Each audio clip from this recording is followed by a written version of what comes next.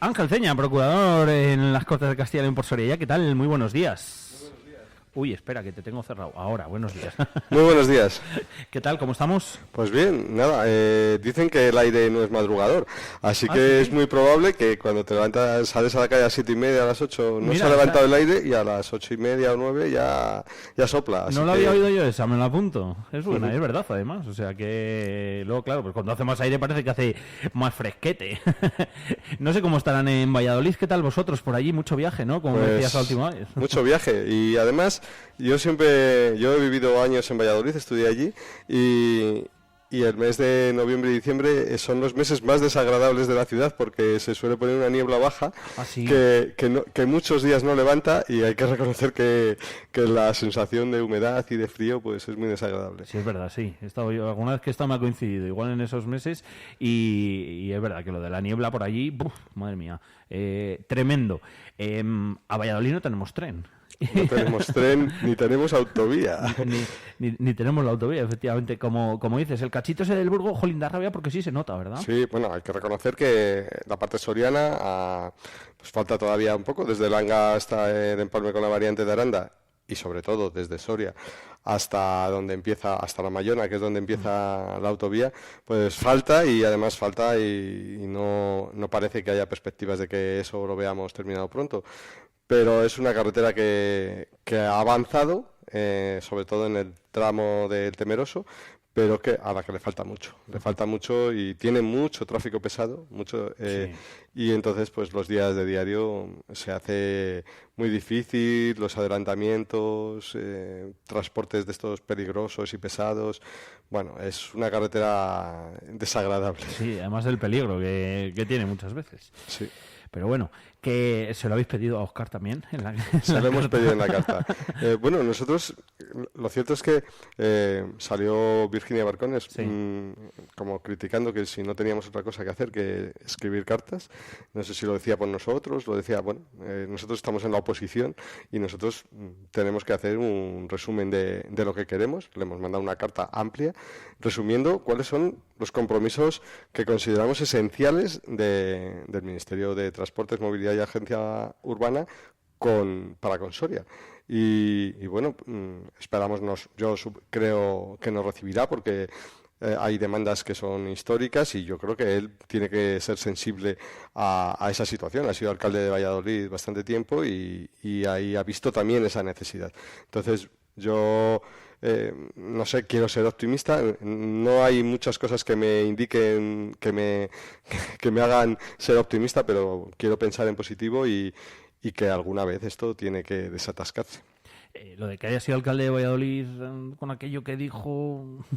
Sí, la verdad es que, pues a lo mejor declaraciones muy lamentables, ofendieron muchísimo en todas las provincias, porque lo que vino a decir es que Castilla y León era un territorio despoblado y que no merecía la pena invertir en otro sitio que en Valladolid, que era la única ciudad que se podía salvar de la despoblación. Bueno, pues eso la verdad es como un jarro de agua fría. En Valladolid tiene 320.000 habitantes y Castilla y León tiene 2.380.000 o 360. Bueno, me parece que es una falta de respeto a la mayor parte de los ciudadanos de Castilla y León y bueno, yo creo que hizo unas declaraciones como alcalde de Valladolid y a lo mejor como ministro pues no las comparte, en eso tenemos que confiar.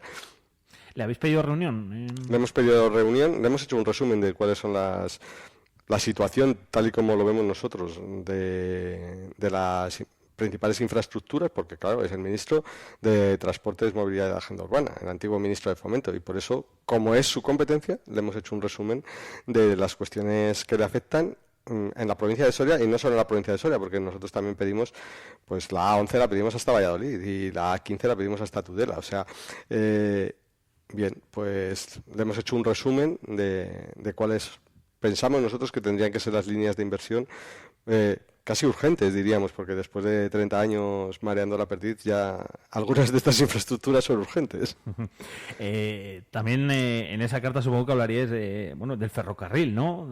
Sí. El otro día vemos un nuevo retraso. Últimamente no sé qué pasa, está habiendo más problemas. Pues te voy a contar una anécdota que nos pasó el jueves por la mañana. Fuimos a grabar un vídeo a Coscurita. En Coscurita hasta hace poco había una parada facultativa del tren. Si había un viajero que seleccionaba Coscurita como final de trayecto o como inicio del trayecto, paraba allí. Si no, pues seguía de largo. Bueno, fuimos a la estación y vamos a grabar un vídeo cuando pasa el tren. El tren pasaba a las 10 menos 5, sentido Soria. Estamos allí a las 10 menos cuarto, grabamos unas tomas, 10 menos 5, 10, 15, 10 y 10, 10 y 20. A las 10 y 20 nos fuimos porque allí no pasaba ningún tren. Y luego nos enteramos que llevaba un retraso considerable, algo que es habitual. O sea, los usuarios de la línea, cuando les hablan de retraso, siempre hablan de habituabilidad del retraso. Y esto, claro, es mucho más importante de lo que parece, porque si tú llegas a Madrid con 30 minutos de retraso, pues a lo mejor ya no puedes enlazar con el siguiente transporte que tenías pensado. Sí, no, o si hay alguien esperando, le haces esperar media hora, 40 minutos, que es que no es razonable. Porque se han invertido, y estoy de acuerdo con la señora Barcones, ha invertido una cantidad ella dice modernizar la línea, yo digo simplemente en renovarla porque han cambiado traviesas y vías que no se cambiaban desde 1929. Cuando se han levantado se ha visto el año, estaba grabado el año en las vías. Bueno, pues me parece bien, pero claro, yo creo que cualquier intervención en esa línea tiene que pasar por acortar el tiempo de viaje. 3 horas para 220 kilómetros no es en absoluto razonable. Y también por poner más frecuencias. Para que sea útil, aparte de un tren a las 7 de la mañana, sentido Madrid, y otro a las 7 de la tarde, tiene que haber alguno más. Entonces eso es simplemente lo que le demandamos. Puede que sea una línea que no sea rentable. Es una línea de obligación de servicio público, con lo cual ya asegura su permanencia, pero puede que no sea rentable, vale. Pero ¿es rentable llevar el AVE a Asturias con 4.000 millones de inversión en 48 kilómetros? Más lo que cueste lo demás, pues probablemente tampoco. Pero es que estamos ante cuestiones de servicio público, ante una administración no tiene que velar siempre por la rentabilidad de lo que hace, por la rentabilidad económica, tiene que velar por la rentabilidad social y territorial. Y el tren convencional, pues es obvio que sirve para conectar el territorio. La pena que da, y siempre, y cuando hablamos con la SOAF, con la Asociación de Amigos del Ferrocarril aquí de Soria, que siempre decimos, todo lo bueno y lo bonito que tiene el viajar en tren. Lo que pasa es que lo que comentabas tú, Ángel, que si tienes que ir en el tren para coger luego desde allí, desde Madrid, otro, o porque tienes otro viaje, me da igual, para llegar al aeropuerto o lo que sea, vas con los tiempos calculados, 71 minutos como el último, ojo, la gente no se la juega. Pues nada, es muy difícil. Y encima, las normas para devolución del billete cuando no llegas a tiempo, o lo que consideran ellos razonable para ir de una estación a otra, de Chamartín a Atocha, que hay que ir en muchos casos, pues se la saltan absoluta y totalmente. Entonces, claro, para que la gente se anime a ir en tren, tiene que ser fiable. Tiene que ser, y ahora mismo no lo es. El otro día nuestra compañera Rosalía, de Soraya, se quedó 2 horas colgada en Guadalajara en el tren, y vinieron unos taxis a recogerlas. O sea, bueno, pues parece un poco, no sé, parece que no se está abordando con una voluntad decidida el mantener esta línea. Da rabia porque en 2 horas en coche estás en Madrid. Estás en 2 horas en coche, en 2 horas y cuarto, 2 horas y media en autobús, sí. Depende de los sitios, de las paradas intermedias, bueno, pues claro. Y sin embargo en el tren es muchísimo más cómodo. Mi mujer es de Albacete y mi familia política vive en Albacete. Pues yo no recuerdo este año, estaba en Albacete un día visitando a la familia política, y desde allí tenía una junta de portavoces en Valladolid y cogí el tren para ir a Valladolid, desde Albacete. Estamos hablando de unos 500 kilómetros de distancia de Albacete a Valladolid. Bueno, pues en 3 horas llegué a Valladolid desde Albacete y pude ir todo el tiempo trabajando con el ordenador tranquilamente, porque es que el tren es muchísimo más confortable. Entonces digo, joder, yo quiero esto. quiero esto para Soria. Yo creo que lo queremos todos. Y no hace falta que sea un AVE que vaya a 290 kilómetros por hora. Con un tren que me ayude a ir a Madrid en 2 horas, pues a lo mejor sería suficiente. Y yo creo que los políticos deberíamos trabajar en ese camino. Igualar o bajar un poquito el tiempo pues, del autobús, ¿no? Igualar o bajar un poco el tiempo del autobús y así la gente, pues en función de si me pilla mejor a dónde voy de Madrid, claro, desde Avenida de América o desde Chamartín, pues elijo, o si es más cómodo para mí, ir sentado en el tren, a lo mejor trabajando con el ordenador, escuchando música, porque hay que reconocer que el autobús pues es un viaje un poco más desagradable. Cada vez es más agradable porque cada vez tienen más calidad los autobuses, pero es lo que... Diferente. Son diferentes. Luego, claro, está la parte 2, si hablamos de ferrocarril, los que, bueno, pues quieran ir a Calatayud a coger el AVE. A nosotros nos escribían algunos oyentes diciendo, jolín, es que esto no es del todo eficaz, es que esto no funciona muy bien, es que hay pocos horarios, es que hay poco...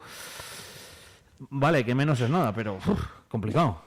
Bueno, lo de Calatayud, podemos decir que la lanzadera a Calatayud o el transporte con Calatayud será es digno del Club de la Comedia. Es lo más disparatado que probablemente haya pasado en infraestructuras en Soria. Y eso que el récord estaba muy amplio. Primero, estamos hablando del año 2022, sacan por 1 millón de euros la redacción del proyecto para ir de Soria a Calatayud, una lanzadera, 1 millón de euros, y se los gastaron. Luego se queda muerto en un cajón y bueno, pues no se vuelve a saber nada hasta que dice, bueno, hay que solucionar de alguna manera este problema, vamos a hacer una línea de autobús Soria-Calatayud. Entonces, qué mejor, como estaba caducada la línea Valladolid-Soria-Zaragoza, pues que varias de las expediciones entre Soria y Zaragoza, en vez de por la carretera normal, fueran por Calatayud. No era ningún disparate. Lo llegan a licitar hasta en 3 ocasiones. Las 2 primeras ocasiones, por fallos de recursos administrativos, recursos contenciosos, se desestiman. Consiguen firmar un contrato. Consiguen llegar a una licitación y están en la mesa para firmar el contrato y el Ministerio se levanta de la mesa porque dice, no, es que esto no es viable porque ahora con el COVID... Y de repente, todo ese trabajo de 3 licitaciones, que es que se dice pronto, porque yo soy funcionario y sé que 3 licitaciones de este tipo pues tienen su coste y su trabajo administrativo, bueno, pues de repente dicen, esto no es viable. Se desestima que un par de los viajes que fueran desde Soria a Zaragoza pasaran por Calatayud. Y entonces se opta por una solución intermedia, llevar a la gente en una furgoneta, en una VTC, llevarla desde Soria a Calatayud. Pero hacen disparates del tipo de solo es para los sorianos, para los empadronados en la provincia de Soria, cosa que luego no comprueban, eso también lo quiero decir, que no lo comprueban, y solo pueden ir 3 personas en esa furgoneta por expedición, cuando el contrato dice que pueden llegar a ponerse en servicio hasta 3 vehículos. Solo ponen 1 y 3 personas. Bueno, pues al final es absolutamente lamentable. Yo he ido yo compré unos billetes porque me invitó mi mujer, me regaló unas entradas para ir a ver a Sabina a Barcelona y nos fuimos a Barcelona a probar ese sistema. Lo probamos, oye, que es que está razonable, pero no es razonable que no lo pueden, que un servicio que da una empresa pública como Renfe no lo puedan utilizar todos los ciudadanos, solo los de la provincia de Soria. Y luego no es razonable que esté limitado a 3 personas por expedición. Bueno, y solo dos viajes al día. Pues la verdad es que es bastante deficiente. Iván, buenos días. Iván Juárez, director del Promecal. Buenos días, Alfonso. Buenos días a Ángel Peña, que le estaba escuchando sus peripecias con el tren, con el viaje a Calatayud. Una economía un tanto colaborativa, ¿no?, que se lleva ahora, compartir vehículos, alcanzar... Es casi como un Uber, como un BlaBlaCar, pero malo. Un coste que realmente no es nada significativo. 60.000 euros ha costado, no llega a 60.000 euros en 6 meses. Y ahora de repente, como no prevén en el contrato que pueda haber prórroga y como no han licitado un nuevo contrato, el 31 de diciembre se acaba. Yo creo que es una tomadura de pelo mayúscula, pero de proporciones Y mira que hemos visto tomaduras de pelo aquí en la provincia de Soria en temas de infraestructura, pero esto lo considero una tomadura de pelo mayúscula. Más allá de las infraestructuras, hay que decir, Alfonso, que también Soria ya en los últimos tiempos, en las Cortes, sobre todo, está poniendo el foco también en otras cuestiones medioambientales, patrimoniales, como es el caso de la Barbolla últimamente. Hay que ampliar ese espectro, porque muchas veces, en ocasiones, lo que sonaba a Soria ya era infraestructuras.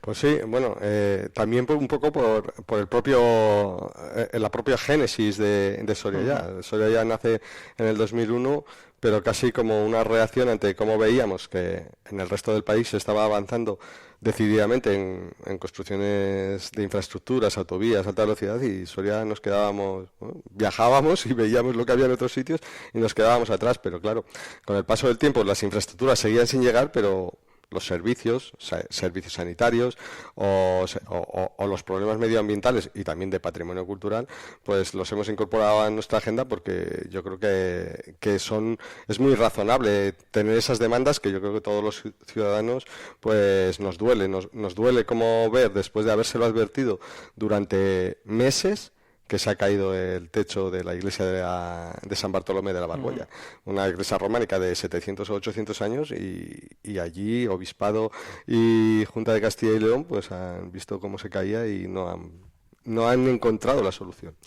¿Os sentís ahí en las Cortes un poco los Pepitos Grillo, reivindicando? Yo, tanto como los Pepitos Grillo, no, pero lo que sí veo es que molestamos. Muchas veces molestan nuestras demandas. Entonces, eso incita más a llevarlas.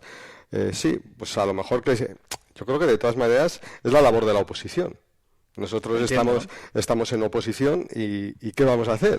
Pues reivindicar. A lo mejor si estuviéramos en el gobierno, pues estaríamos diciendo, no, el dinero es limitado, no podemos llegar a todos los sitios, pero nosotros tenemos que decir que, bueno, que tampoco estamos hablando de cantidades ingentes de dinero que se están gastando en otros sitios y que aquí no se están gastando.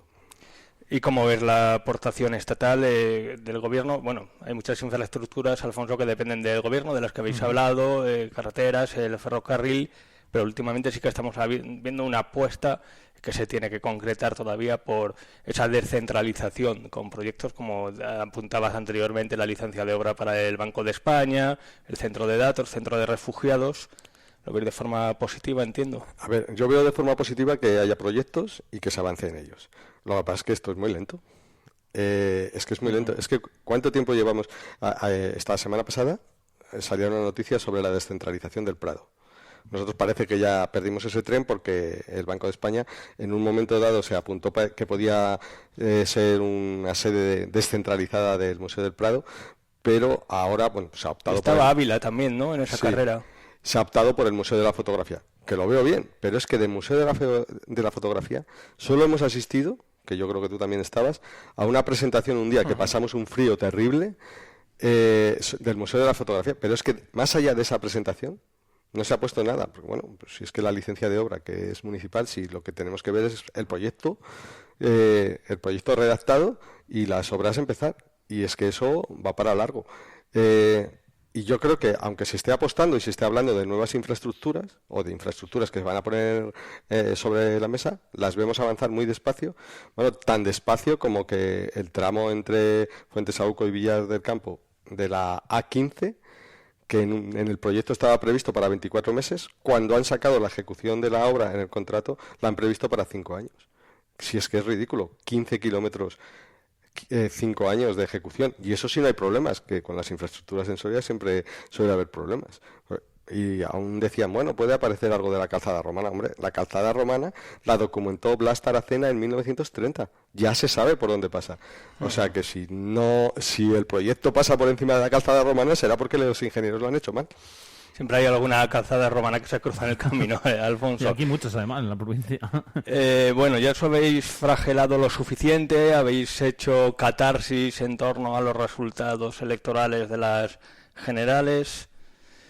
¿Qué conclusión habéis sacado? Bueno, porque en el horizonte están las europeas, ¿no? La primera conclusión es que nosotros lo vivimos en ese momento de finales del mes de julio de este año, lo vivimos como un fracaso porque nosotros esperábamos tener representación. Luego lo cierto es que el fracaso es relativo porque tuvimos un 19,21% de votos y quizá en cualquier otra provincia de España con ese resultado hubiéramos tenido un diputado. Bueno, pues nosotros aquí no lo tuvimos. Probablemente cometimos errores en la campaña, pero el principal hándicap con el que nos encontramos fue con una campaña muy radicalizada entre dos mensajes que la ciudadanía compró. Es, ojo, que viene Vox, cuidado que viene Vox, y derogar el sanchismo. Y entonces, ante ese mensaje, que no contenía nada detrás, no había proyectos ni un programa detrás, nosotros presentamos un programa y no caló en la ciudadanía. Entonces esto nos tiene que hacer meditar para afrontar futuros procesos electorales. Y en cuanto a las europeas, bueno, pues las europeas es un proyecto ya que supera un poco a Soria ya, porque más o menos para sacar un parlamentario europeo, aunque sea en la circunscripción nacional y que pueda votar a Soria ya cualquiera que viva en Sevilla o en Canarias o en Melilla, bueno, pues es muy difícil porque hace falta unos 750.000 votos y entonces bueno, ahí participaremos en conjunto con Teruel Existe, Aragón Existe, la España Vaciada y si participamos, que estamos ahora analizando todavía si afrontar ese reto y bueno, pues veremos a ver lo que nos da. A lo mejor entre todos pues es posible. ¿Consideras que fue un error que se presentara Ángel Ceña como primera espada candidato a estas generales? Bueno, yo considero que no. Y me lo preguntas a mí, pues fui yo el que di el paso. O sea, que yo considero que no, porque había adquirido un bagaje de 1 año y medio en el Parlamento de Castilla y León y bueno, pues eso me podía servir de experiencia para afrontar con garantías el reto del Congreso de los Diputados. Pero bueno, a lo mejor la gente lo vio como un error. Pues quizá, en todo caso, fue algo que se decidió en la Asamblea de Soria y se decidió por una mayoría abrumadora. ¿Y cómo valoras la salida de Silvia Largo, de Fernando Llorente en los últimos tiempos? Bueno, pues lo primero, me da mucha pena, porque es gente con la que he trabajado pues muy fuerte estos últimos años y yo también entiendo la decepción, porque yo he de reconocer que la última semana de julio y todo el mes de agosto yo estuve bastante hundido por los resultados. O sea que yo entiendo la decepción y unido a las responsabilidades familiares, yo lo entiendo, me da pena y estaría encantado de que volvieran porque era gente que aportaba mucho a Soria ya, apuntaba muchas ideas y mucho trabajo. Y es que también me gustaría verlo, Soria ya, al que haya podido seguir un poco la trayectoria en estos 21 años, siempre ha ido entrando y saliendo gente, siempre. Porque, claro, es que tú colaboras altruistamente en un proyecto en el que le echas horas de trabajo, que le quitas a la familia, a los amigos, y claro, todo a cambio de ninguna retribución. Y yo entiendo que también llega un momento que te canse o que te puedas sentir decepcionado y en este caso pues una decepción tan grande como la de no obtener los resultados electorales que esperábamos, que luego, analizado más profundamente, y a mí lo he podido hablar con otros compañeros de Teruel Existe, de Unión del Pueblo Leonés, de Por Ávila, era una coyuntura, era un momento muy difícil para partidos como los nuestros. Fue un error visto a toro pasado, obviamente, no presentarse a las locales. Bueno, aquí pesó mucho, en no presentarnos a las elecciones municipales, pesó mucho la trayectoria anterior de Soria. Soria ya, cuando nació hace 21 años, en el 2001, hace ya 22 años, nació con una vocación de reivindicar a la Administración Autonómica y al Estado central. Entonces, claro, entendíamos como que la política municipal no estaba dentro del ADN de Soria ya. No estábamos preparados, de hecho no estábamos preparados. Y bueno, y luego yo reconozco una cosa, presentarse a las elecciones municipales es un acto de auténtico heroísmo por parte de los partidos. Solo por dar una cifra. Para presentarse en los 11 municipios que hay en la provincia de Soria, que tienen más de 1.000 habitantes, hacían falta 162 candidatos. Y es que Soria ya no los tenía ni de lejos. Entonces, eso nos abrumó un poco. Ahora, como dices tú, a toro pasado, que bien se torea. A toro pasado pienso que probablemente fue un error que no nos presentáramos a las municipales. Y sobre todo cuando las generales fueron tan seguidas de las municipales. Es que fueron en poco más de mes y medio. Bueno, se convocaron al día siguiente.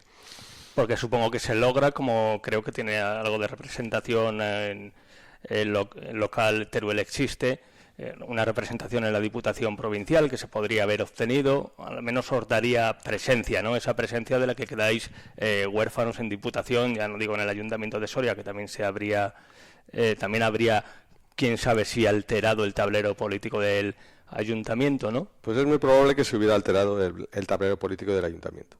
Y a lo mejor es muy probable, como ha pasado en Teruel o como ha pasado en León, que esos representantes municipales hubieran sido llave en algunos ayuntamientos.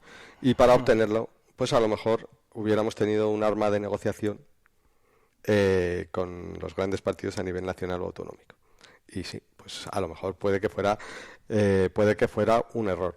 Pero ya te digo, el error se observa muy bien a toro pasado, sin duda, porque sin duda. Hace más o menos un año, que fue cuando lo anunciamos, es que en la Asamblea de Soria ya hubo prácticamente unanimidad de no presentarse. O sea, hubo muy pocas personas que alzaron la voz para concurrir a las municipales y abrumadoramente se decidió no.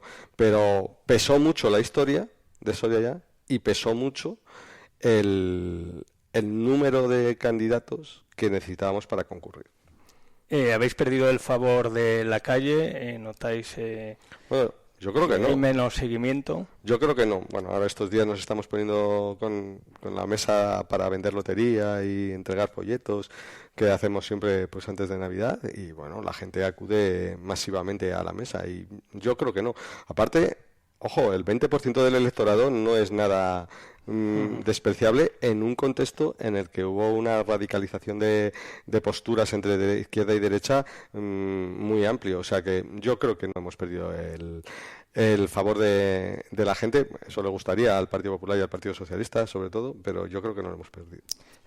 ¿Cómo ves el escenario nacional también polarizado con la ley de amnistía, movimientos en las calles, ayer mismo en la capital de España, convocado por el Partido Popular? Bueno, lo primero voy a hacer como hizo Pérez Reverte el otro día cuando le preguntó en el hormiguero. Estoy en contra de la ley de amnistía, para que quede absolutamente claro. No me parece igualitario y no me parece razonable en este contexto. O sea, veamos cómo se han planteado las amnistías en España, la del 76 o 77, o en otros países europeos o de cualquier parte del mundo. Las amnistías se presentan con un afán de reconciliación, ¿no? Aquí no sabemos si hay afán de reconciliación. Las amnistías se plantean al menos con el consenso de los partidos mayoritarios. Si hubiera hecho falta una amnistía por una necesidad de reconciliación, yo creo que el Partido Popular y el Partido Socialista tenían que haberse puesto manos a la obra y haberla pactado entre ellos. Pero una amnistía a cambio de 7 votos para alcanzar una investidura, cuando menos parece una amnistía con una pistola en la cabeza del que la propone. Y entonces, pues no la veo, no creo que tenga que haber una amnistía presionado de esa manera. Luego habría que ver si es constitucional o no, porque la Constitución reconoce, me parece que es en el artículo 62, reconoce que están prohibidos los indultos generales, como es razonable, pero de las amnistías no dice nada. En todo caso, la ley de amnistía que han presentado, solo me he leído un poco la exposición de motivos y me genera serias dudas. Y bueno, eso por la parte de la amnistía. No creo que este sea el contexto para una ley de amnistía y veremos lo que dice el Tribunal Constitucional, que ya han anunciado multitud de recursos. Y en cuanto a qué se puede observar de lo demás que ha conllevado esta investidura, pues yo me he leído todos los pactos, los que han puesto blanco sobre negro, negro sobre blanco en el papel, porque seguro que hay pactos por debajo. Por ejemplo, con Bildu, que le dio los votos, habrá algún pacto que no se podía escribir. Entonces, sí, porque Bildu no ha dicho esta boca es mía, ¿no? Casi dio su apoyo, pero sin pedir ni firmar nada. Que sepamos. No hay un documento escrito, pero probablemente habrá compromisos. Entonces, los compromisos, sobre todo los económicos y los financieros, con Canarias, Cataluña y el País Vasco, y también con Galicia, pues nos generan cierto desasosiego porque, claro, la hucha es común. Y si ese dinero sale de comunidades, por ejemplo, que tienen el Producto Interior Bruto más alto de España, como es la de Cataluña, pues va a ir en contra de comunidades como la nuestra. Y es que, por ejemplo, en el compromiso con Esquerra Republicana de Cataluña, el compromiso es invertir en función del Producto Interior Bruto nominal de la Comunidad Autónoma de Cataluña. Claro, ellos tienen la renta per cápita más alta, tienen también más intensidad de población por kilómetro cuadrado, y entonces, ¿qué nos va a quedar a nosotros? Si a nosotros invierten para los 88.600 que somos en función del Producto Interior Bruto nominal, bueno, puedo asegurarte que no terminan la autovía ni en 200 años. Entonces, nos parece algo profundamente que atenta contra la igualdad de los ciudadanos españoles. Y entonces, en este ejercicio de política ficción que estamos haciendo, ¿dónde estaría Soria ya? ¿Votando con PP y Vox y también Unión de Pueblo Navarro su oposición a la amnistía, o con el resto de partidos, incluido Coalición Canaria, cuya actuación es pendular, depende un poco por dónde salga el sol, tirando de esa hucha común a la que se refiere? ¿Estaría Soria ya como estuvo Teruel existe en la pasada legislatura, pues, que fueron otras circunstancias, que no había amnistía y el pobre Tomás Guitarte sufrió lo que sufrió? Claro, ahí podría estar Soria ya diciendo, bueno, pues vamos a unirnos a los que chupan, coloquialmente dicho, de esa hucha común. Bueno, una cosa que duda, Soria ya estaría del lado de los sorianos. En primer lugar. Tirando de la hucha común. Intentando tirar de esa hucha común, y ahora a pesar de la amnistía. Voy a explicar cómo. Coalición Canaria va a llevarse aproximadamente unos 3.500 euros de este pacto, 3.500 millones de euros de este pacto, y no va a votar la amnistía, porque ya lo ha anunciado. A lo mejor porque no hace falta, pero no va a votar la amnistía. Bien, lo que no sabemos lo que hubiera hecho Soraya. Lo que hubiera hecho Soraya... No votar la amnistía, pero apoyas un gobierno, la investidura de un gobierno que va a apoyar la amnistía. Bueno, la amnistía, como va en principio la amnistía es proposición de ley, no es proyecto de ley, con lo cual lo apoyan los grupos parlamentarios. Pero bueno, los grupos parlamentarios que apoyan al gobierno. Sí, te compro esa idea. Pero bueno... Ellos no van a votar en contra de la amnistía, pero yo lo que quiero, no sabemos lo que hubiera pasado, sí sabemos lo que hubiéramos presentado. O sea, nosotros, Soria ya, sí tenía claro cuáles eran las demandas que iba a presentar para ese pacto de investidura. O sea, estaban clarísimas, y te puedo decir, ayudas al funcionamiento de las empresas, al máximo de su potencial reconocido por la Unión Europea, o sea, el 20% de los costes laborales de las empresas y autónomos de la provincia de Soria, Cuenca y Teruel. Lo que dice la Unión Europea. Hubiera apoyado, o sea, agilización y declaración de urgentes de los tramos que faltan de la A11 hasta Valladolid y de la A15 hasta Tudela de Ebro. Electrificación de la línea Soria-Torralba, reapertura de la Soria-Castejón, de una línea ferroviaria convencional pero electrificada, y ponerse a trabajar ya en la autovía entre Burgos, Soria, Calatayud-Daroca, que es una obra que es súper razonable desde el punto de vista del territorio español. Eso, como mínimo, hubiera estado encima de la mesa. Y eso es lo que hubiéramos pedido. A lo mejor no nos lo hubieran dado, a lo mejor hubiéramos tenido que negociar, pero todo con compromisos razonables. Y probablemente, pues igual en la negociación nos hubiéramos tenido que descolgar. No lo sabemos. Es política ficción, como has dicho, pero a mí me gustaría pensar que la gente tenga clara que eso es lo que hubiéramos pedido. Y ahora lo que sí que se ve en el escenario es, bueno, la tradicional lucha política, económica también, entre dos focos bien claros y definidos, como es Madrid, además políticamente con Ayuso.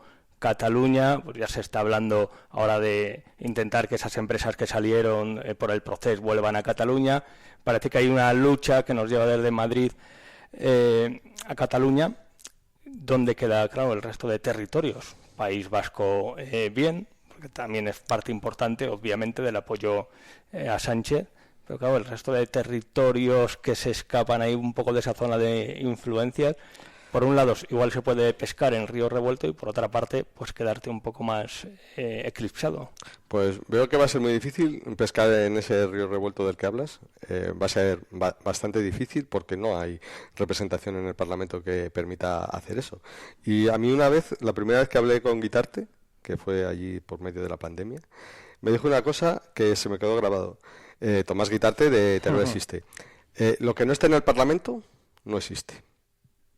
Y eso es verdad. Y ahora, pues, uno de los altavoces principales que podíamos haber tenido en el Parlamento, que era la presencia de Teruel existe y Soria, pues lo hemos perdido.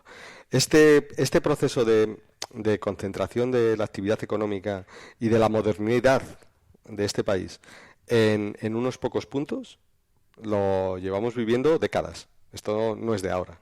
Lo cierto es que Madrid ha crecido como ciudad y de una manera impresionantemente a costa de todos los territorios circundantes, a costa de Castilla y León, de Aragón, de Extremadura, de Castilla-La Mancha.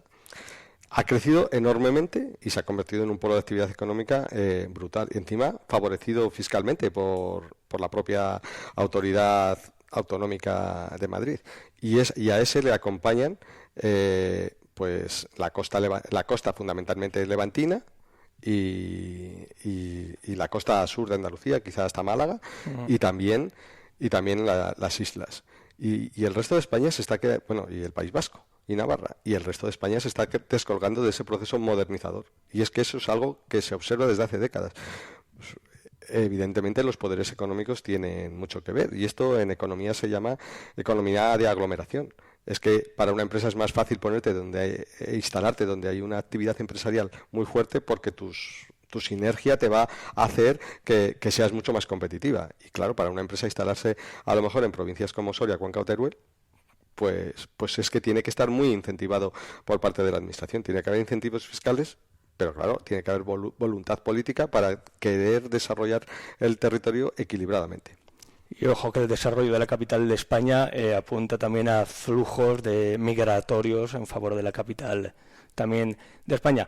Una última, ¿cómo está viviendo también la situación política? Ya hablo en términos de polarización, de partidos que elevan el tono. Ahora en la composición del gobierno se habla de personalidades muy políticas, en la oposición también de personalidades muy fuertes, y lo estoy haciendo con ciertas perífrasis verbales para no decir lo que muchas veces hablamos de un tono muy elevado que por momentos se traslada a la calle. Hablábamos de Tomás Guitarte, que sufrió en parte esas manifestaciones también, y esas semanas que pasó el hombre tras dar su apoyo al gobierno de Sánchez de la pasada legislatura. Habría que bajar un poco, ¿no?, el diapasón, ¿o qué? Bueno, habría que bajar el diapasón y habría que hacer lo que yo creo que los ciudadanos nos encomiendan en política, que es llegar a acuerdos, negociar y llegar a acuerdos sobre la base de que no todos podemos tener todo lo que queremos. Tenemos que tener algo razonable. Yo, en todo este proceso de la toma de investidura, hemos observado posiciones muy radicales y muchas veces te preguntan en la calle: oye, ¿y si es tan malo esto de la amnistía y de las condonaciones de deuda? ¿Por qué no pacta Partido Popular y Partido Socialista en base a un gran acuerdo? Pues quizá hay que bajar el tono. Yo siempre soy partidario de que sean los técnicos los que estén al frente de los ministerios y no gente muy política, porque se aleja un poco de los intereses de los ciudadanos. Bueno, haya paz en cualquier caso, ¿no? Yo creo que ya también los episodios de Ferrade van pasando. También hemos visto ahí también especies un tanto singulares, ¿no? Sí, la verdad es que hemos visto especies un poco singulares, y yo, que lo veo en Castilla y León, veo una confrontación partidista que es bastante lamentable. Y sobre esto quería decir una cosa, si me permitís. Sí, por supuesto. Bueno, pues ha salido una noticia que seguro que habéis escuchado la semana pasada, la sacó El Mundo, no sé si fue el viernes o el sábado, sobre las Cortes de Castilla y León y un acuerdo de la Mesa de las Cortes de Castilla y León por el que han decidido que no sean transparentes los sueldos de los procuradores de Castilla y León. Bueno, esto es absolutamente asombroso. Yo me enteré, este acuerdo lo tomó la Mesa de las Cortes en julio, en plena campaña electoral, y votaron por unanimidad los tres partidos principales Partido Popular, Partido Socialista y Vox votaron que no fueran públicos las retribuciones de los procuradores. Bueno, y lo votaron, y por supuesto ni nos lo comunicaron al resto de grupos parlamentarios. Y yo me pregunto, ¿cuándo quieren? Partido Popular, Partido Socialista y Vox sí pueden llegar a acuerdos, y hasta por unanimidad. Entonces, quiero lanzar la reflexión porque, bueno, yo considero que todo aquel que recibe un salario público tiene que ponerlo de forma transparente a disposición de la ciudadanía. La ciudadanía tiene que saber lo que cobra cada procurador de las Cortes de Castilla y León, por supuesto, pero ¿cómo no va a tener que saberlo? Y es más... Luego hay una declaración también de bienes, ¿no? Por ejemplo, los procuradores de Soria ya lo tenemos colgado en nuestra propia página web, el IRPF del año anterior, y bueno, todo el mundo sabe lo que cobramos. Pero, por favor, es que no es en absoluto razonable que se esté hablando de una confrontación partidista de bloques izquierda-derecha tan fuerte como la que estamos asistiendo, y luego de repente lleguen en un acuerdo para tapar cuáles son las retribuciones de los procuradores de Castilla y León. Bueno, pues es un ejemplo que nos tiene que llevar a reflexionar sobre en qué mundo nos estamos viviendo, en qué mundo de confrontación de cara a la galería, porque luego cuando tienen que llegar a un acuerdo para algo que les interesa, llegar a un acuerdo sin ningún problema y encima lo tapan. Pues sí, más acuerdos y no solo en cuanto a los dineros, que lo vemos en el Ayuntamiento de Soria, en la Diputación Provincial, que en el reparto de asignaciones y demás tampoco hay mucho y excesivo debate. Hoy visita del presidente de la Junta de Castilla y León, Alfonso Fernández Mañueco, a Soria, ¿no, Alfonso? Sí, viene al Hospital Santa Bárbara para ver esas obras a las cuales, bueno, pues ha convocado a los medios a las 11:30. Se ríe Ángel. Bueno, para ver las obras, porque es que me río porque el año pasado, en una comparecencia que tuvo la delegada territorial de Soria, el procurador por Soria del Partido Popular, el señor Pedro Antonio Eras, dijo que las obras van bien, las obras del Hospital de Santa Bárbara. Y digo, joder, pues es que las obras yo creo que son un medio para conseguir un fin, y es tener un hospital bueno. Pero si las obras son un fin en sí mismo, eso sí se está logrando, porque las obras están en marcha desde 2008. Si es que es absolutamente descorazonador acercarte al hospital, que yo la semana pasada me acerqué con mi madre a una consulta, es absolutamente descorazonador. La imagen de, pues no sé, de campaña militar casi, porque está todo, y eso lleva así desde 2008. Yo creo que, bueno, pues viene a ver las obras, supongo que anunciará que van muy bien, que están haciendo una gran inversión, que ojalá que lo veamos terminado cuando dicen que será en 2025, pero yo todavía tengo mis serias dudas porque falta bastante. Lo pone en la convocatoria, lo de las obras. Pues a ver si se da un impulso. Por cierto, Alfonso, yo todavía no he comprado lotería de Soria ya, que no, ni yo. Me lo he apuntado por aquí. Llevo en el abrigo, pues mira, que sí, sepáis. Sí. A ver si luego va a tocar y os vais a quedar. Es que al final que bajas por el centro, ves una temporada que igual estés sin pasar por ahí, claro, porque os ponéis los fines de semana, ¿no? Nos ponemos los jueves y los sábados. Los jueves y los sábados. Fíjate, claro, cuando menos puedes bajar igual a veces. Exacto. No, pero yo además sí que soy de los que suele llevar todos los años, o sea que es como que ya coger las típicas y bueno, pues entre ellas claro. Está la de Soria ya también. Ángel, nada, que muchas gracias por haberte acercado por aquí. Bueno, pues muchas gracias a vosotros por haberme dado este altavoz. Y mucho ánimo, por supuesto. Eso, gracias también, Iván. 9:16. Nosotros continuamos.